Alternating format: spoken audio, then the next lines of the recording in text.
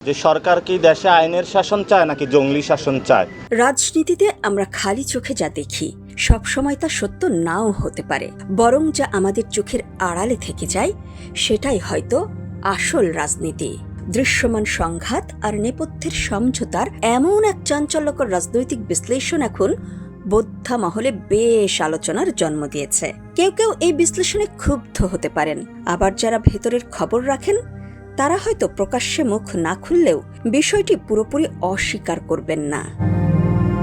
বিগত আওয়ামী লীগ সরকারের আমলের একটি বিশেষ রাজনৈতিক কৌশলের কথা টানলে বিষয়টি স্পষ্ট হয়। সেই সময়ে গণ অধিকার পরিষদের নেতা নুরুল হক নূরকে রাজপথে কথা বলার একটি নির্দিষ্ট সুযোগ বা স্পেস দেওয়া হতো। এর উদ্দেশ্য ছিল দেশের সাধারণ মানুষ ও আন্তর্জাতিক মহলকে এটি বোঝানো যে বিরোধী দল স্বাধীনভাবেই নিজেদের বক্তব্য তুলে ধরতে পারছে, অথচ সেই একই সময়ে বিএনপি বা জামায়াতের কোনো কর্মী ফেসবুকে একটি সাধারণ স্ট্যাটাস দিলেও তাকে পুলিশ দিয়ে ধরে নিয়ে যাওয়া হতো।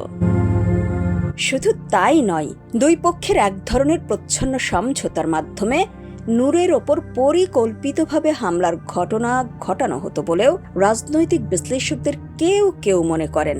এর মাধ্যমে একদিকে যেমন নূর ও তার দলকে জনগণের কাছে একটি সাহসী ও প্রাসঙ্গিক বিরোধী দল হিসেবে দাঁড় করানো যেত, অন্যদিকে ঠিক সেই মুহূর্তে সরকারের অন্য কোনো বড় বিতর্কিত ইস্যু থেকে মানুষের মনোযোগ সহজেই সরিয়ে নেওয়া সম্ভব হতো।